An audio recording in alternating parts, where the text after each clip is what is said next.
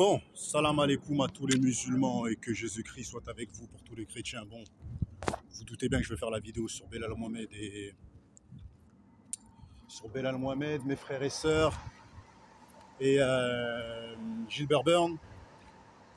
Donc voilà, je vais vous dire tout de suite ce que j'en pense.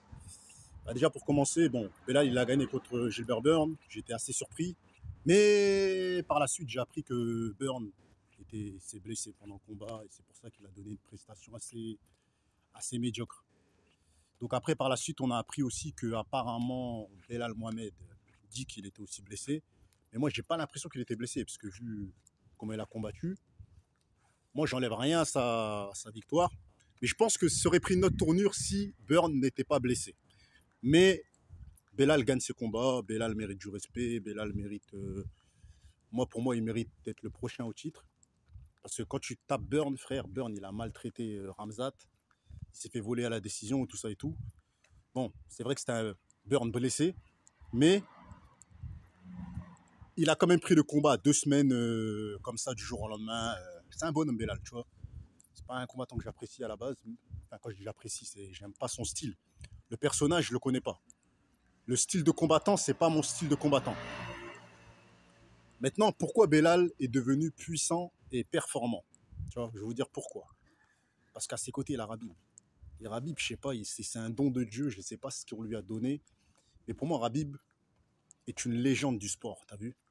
Et c'est une référence, t'as vu? C'est un personnage qui est très énigmatique, qui est très compliqué à comprendre au niveau de la pratique, mes frères et sœurs, du MMA. Tu vois? Il a tout compris parce qu'il a commencé avec le sambo. Sambo, c'est un peu c'est du MMA, on peut dire, tu vois? C'est du MMA russe, tu vois, je veux dire ou quoi? Donc voilà. Donc il a suivi les traces de Fedor.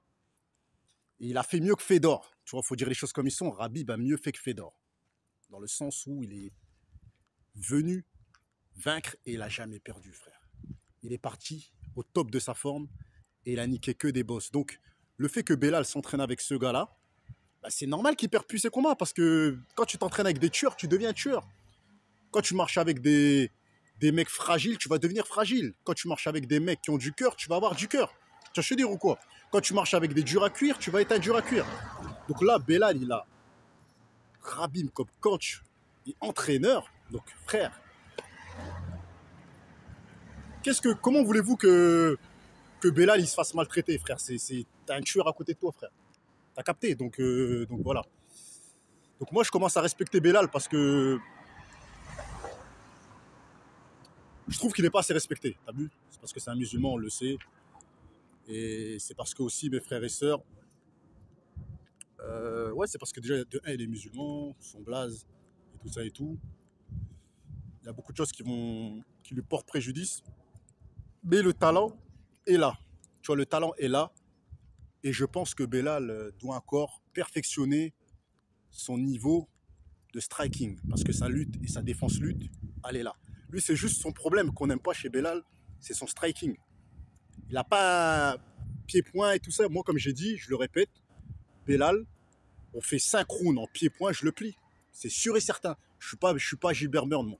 T'as capté la vie de ma mère en pied-point, je le jure devant Dieu. Avec 5 mois de préparation, on fait un combat pied-point, juste pied-point. On n'utilise rien d'autre, je le plie. J'en suis sûr et certain. J'en suis sûr, quasi sûr, je le jure devant Dieu. Je suis sûr. Je rentre dans le ring avec lui, j'en suis sûr et certain. 5 mois de préparation. Pied-point, je parle. Je parle pas de MMA. En MMA, en bagarre de rue, il me défonce, ça c'est clair et net. Pied-point, je le plie. Ça c'est sûr et certain. Donc voilà, je le répète. Son pied-point est dégueulasse. C'est ça qui manque. Chez Belal, c'est le pied-point, tu vois. La boxe n'est pas terrible. C'est pas propre à voir, tu vois. Mais bon. Maintenant, c'est un bon combattant de MMA. Parce que la lutte, c'est ce qui te fait gagner les fights, tu vois. Dès que tu as une bonne lutte et tu as une bonne défense lutte, en général, tu sais encaisser. Et ça y est, frère, tu peux devenir champion du jour au lendemain. Khabib, il n'était pas au top au niveau du striking. Bien entendu, il était meilleur que Belal Mohamed au niveau du striking, mais il n'était pas top. Tu vois. Donc voilà. Pourquoi je veux que Belal soit le prochain au titre? Je veux dire pourquoi. Parce que Shavkat, pour moi, il est invaincu. Mais Shavkat, si on le met face à Belal, selon moi, il va gagner le fight. Parce que Shavkat, frère, c'est Normalement, il devrait avoir la combat pour le titre depuis longtemps parce que, frère, il a 20 combats, il a jamais perdu, frère. Il fait que de défoncer les mecs, il fait des prestations de fou. Il est fort en boxe, il est fort en lutte, il est fort en tout. Tu vois, normalement, Shavkat, il devrait avoir le combat pour le titre depuis même bien avant Ramzat. Pour les performances de dingue qu'il fait. Tu vois. Mais bon, là, actuellement, je pense que Belal, il faut qu'on lui donne. Il faut qu'on lui donne la chance au titre et il faut qu'on lui redonne un combat contre Léon Edouard parce qu'il s'était pris un doigt dans l'œil. Bon, bien entendu, il était en train de se faire massacrer. Il était en train de se faire défoncer par Léon Edouard. On en a vu à peu près la différence de niveau. Mais je veux le voir pour un combat pour le titre, tu vois.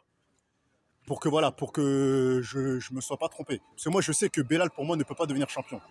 Des welterweight, pour moi, c'est impossible. Il y a Shavkat, il y a Ramzat, il y a Kamaru Usman que je ne le vois pas passer. Il y a Colby Covington que je ne le vois pas passer. Il y a Léon Edouard que je ne le vois pas passer. On a vu le fight à quoi il ressemblait. On sait très bien qu'il ne peut pas passer Léon Edouard. Vu ce qui s'était passé entre eux deux, on avait vu qu'il partait pour une décision unanime ou un KO. Donc voilà. Dis ce que vous en pensez en commentaire. Donc voilà. Et j'espère que Dana White ne va pas lui donner Shavkat, hein, parce que Shavkat, il est trop dangereux.